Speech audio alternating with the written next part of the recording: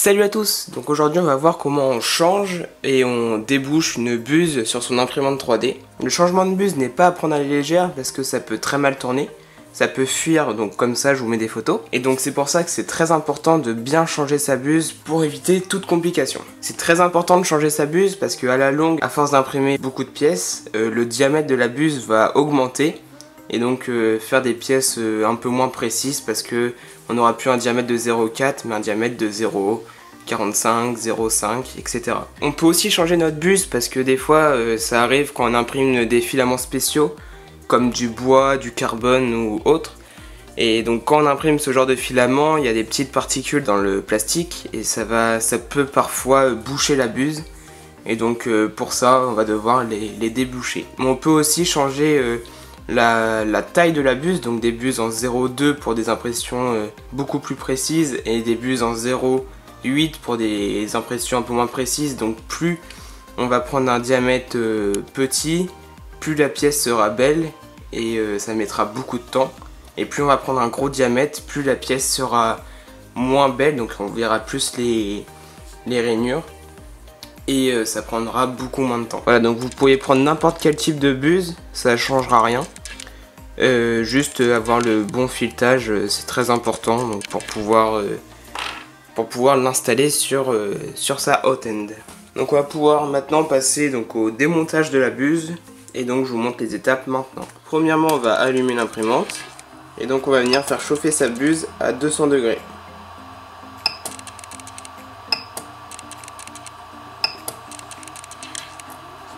Ou plus si vous imprimez de l'ABS ou un filament qui a besoin d'une plus grosse chaleur pour pouvoir fondre. Et on n'a plus qu'à attendre que la buse soit à 200 degrés. Voilà, donc une fois que notre buse est à 200, on va pouvoir retirer le filament, sauf s'il n'y en a pas. Donc on retire le filament de la buse.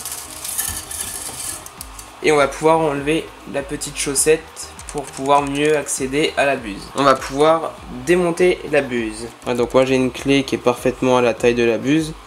Donc c'est du 9. Voilà, donc là on va pouvoir dévisser dans ce sens là. Voilà.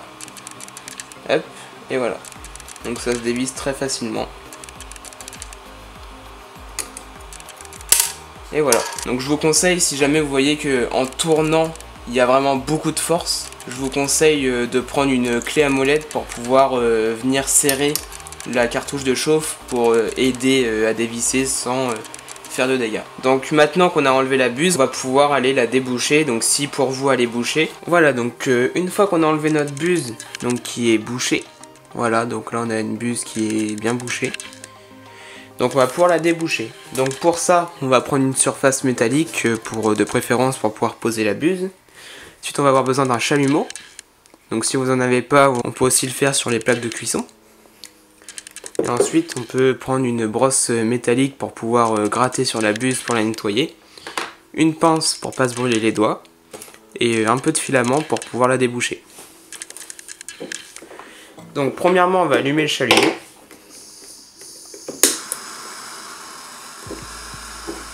On va prendre la buse et on va venir la faire chauffer. Voilà, et donc on va la faire chauffer jusqu'à ce que le filament au bout commence à sortir et commence à bouillir. Voilà, comme ça. Donc à ce moment-là, on va pouvoir essayer de l'enlever. Voilà. Voilà. Et donc ensuite on va pouvoir refaire chauffer la buse. Et on va pouvoir venir mettre du filament dedans et le ressortir pour essayer d'enlever les détritus qui sont dedans. Hop. Et donc en fait on va faire entrer et on va faire sortir le filament pour essayer de déboucher la buse et voir si après si la buse a bien été débouchée après. Donc je vais pouvoir passer un petit coup avec la brosse métallique pour pouvoir la nettoyer un petit peu. Donc on a une buse qui est débouchée. Si jamais vous regardez la vidéo et que votre problème c'est qu'il y a plein de filaments qui est autour de la cartouche de chauffe, donc c'est qu'il y a eu des grosses fuites, donc on va pouvoir éteindre l'imprimante pour réduire la température, on va pouvoir tout démonter. Donc pendant que ça refroidit, moi je vais démonter ma tête pour que vous puissiez mieux voir. Si vous n'avez pas de problème de fuite, donc du filament qui vient ici, ou qui fuit à travers la buse, vous pouvez juste remonter la buse, donc c'est l'étape suivante. Donc par contre, si vous avez des problèmes de fuite, donc ça peut être catastrophique, vous pouvez même parfois devoir changer tout.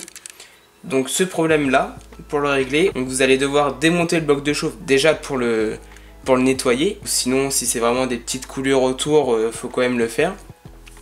Donc pour ça, on va enlever les deux vis qui sont en dessous. Donc on a deux vis en dessous le bloc de chauffe. Et ensuite on a une petite vis ici, donc qui va permettre à faire descendre le tube. On va aussi enlever le petit truc qui sert à bloquer le pneu fil. Et on va pouvoir dévisser un petit peu cette petite vis. Donc on va pouvoir enlever. Et voilà. Donc si vous avez des problèmes de fuite à ce niveau-là, ou au niveau de la buse, donc partout, donc votre problème c'est que l'arrière de la buse, il vient pas appuyer contre le bout de PTFE qui est dans le bloc de chauffe. Donc s'il vient pas appuyer, c'est sûrement parce que cette petite pièce n'est pas assez enfoncée dans le bloc de chauffe. Donc pour ça, on va donc devoir faire chauffer le bloc. Et on va devoir tourner la petite pièce en métal là. Donc elle a un filetage. On va devoir la faire tourner pour que l'intérieur se rapproche. Et que ça vienne bien appuyer et faire joint sur l'arrière de la buse. Donc que ça fasse bien joint sur ça. Pour éviter les fuites. Donc une fois que vous avez chauffé et que vous avez retourné, donc vous avez un petit peu vissé cette pièce là, là-dedans, on va pouvoir la remonter. Donc pour la remonter, on va d'abord mettre les deux vis en dessous, sans les serrer. Et ensuite on va visser la petite vis noire. Et on va pouvoir visser un peu plus les vis du dessous. Voilà. Et donc on va pouvoir tout remonter autour. Et on se retrouve après pour pouvoir remonter la buse. Et voilà, donc là j'ai tout remonté. Donc on va pouvoir remonter, donc soit changer de buse, donc pour mettre plus petit, plus grand, ou parce que vous n'avez pas envie de la nettoyer et vous en avez d'avance. Ou soit on va pouvoir remettre la buse qu'on a débouchée. Donc pour ce faire, on va commencer par refaire chauffer le bloc à 200 degrés. Voilà, donc le bloc il est chaud. Donc comme la buse n'est pas encore chaude, moi je vais la tenir avec mes doigts pour faire les premiers serrages. Parce que sinon c'est un peu compliqué avec la pince. Donc il faut aller vite. Je viens mettre la buse et je visse un tout petit peu. Voilà, là ça commence à devenir chaud. Donc maintenant on va pouvoir la visser avec la clé.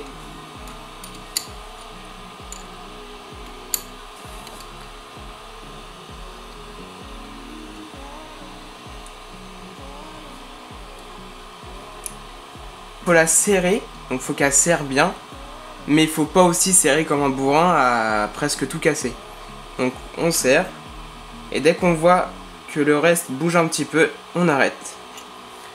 Et donc on va tout de suite savoir si la buse appuie bien contre le PTFE ou si elle appuie contre le bloc. Donc on sait ça parce que entre le haut de la buse ici et la cartouche de chauffe, il y a un petit jour. Donc c'est à dire que le fond de la buse touche bien au petit bout de métal qui est là. Si jamais le haut de la buse vient plaquer contre le métal, ça voudra dire que le haut de la buse n'est pas en contact avec le petit bout en métal, cette petite pièce. Et donc ça va faire qu'il va plus y avoir de joint et donc ça va fuir. Donc une fois qu'elle est serrée, donc pas comme un bourrin, mais juste un petit peu pour que ça fasse bouger, voilà. Donc ça fait bouger un peu le reste, on peut voir. Donc là, on va devoir descendre la température de l'imprimante au plus bas possible. Donc on éteint l'imprimante. Et donc là, on va la laisser refroidir à la température ambiante de la pièce. Donc 20-25 degrés, ça suffit. Et voilà, donc là, ma buse est à 16 degrés, donc elle est descendue. Donc je vais resserrer un tout petit coup. Voilà. Et on va pouvoir la refaire chauffer à 200 degrés. Donc c'est très important de faire chauffer, de mettre la buse à chaud, de serrer à chaud, de faire refroidir et ensuite de refaire chauffer pour resserrer à chaud. Donc en fait ça va permettre à la buse d'être bien serrée parce que le serrage à froid n'est pas le même à chaud parce que le métal va se dilater, se rétrécir, etc. Donc c'est pour ça que c'est très important de bien serrer pour que ce soit le mieux serré possible, donc pour éviter les fuites. Donc là on attend que ça chauffe, et on va pouvoir remettre un coup de clé et remettre la chaussette et ce sera fini. Et là ma buse est revenue à 200 degrés et je vais pouvoir resserrer un tout petit peu. Voilà, donc là j'ai fait 2-3 crans en plus. Donc c'est pour montrer que si on aurait laissé comme c'était au premier chauffage, et bah la buse n'aurait pas été assez serrée. Donc je vais remettre la petite chaussette. Et voilà, donc je remets la petite chaussette. Et voilà, donc la vidéo touche à sa fin. Donc comme vous avez vu, c'est très simple de changer sa buse et c'est surtout une tâche très importante. C'est souvent une tâche qu'on a peur de faire parce qu'on a peur de se retrouver avec une buse pleine de plastique. C'est un peu une hantise. Mais si on le fait très bien, donc on veille bien que le PTFE soit bien en contact avec le haut de la buse, on n'a pas de problème à se faire, donc c'est très important de vérifier ça. Et donc je vous dis à la prochaine pour une nouvelle vidéo. Salut!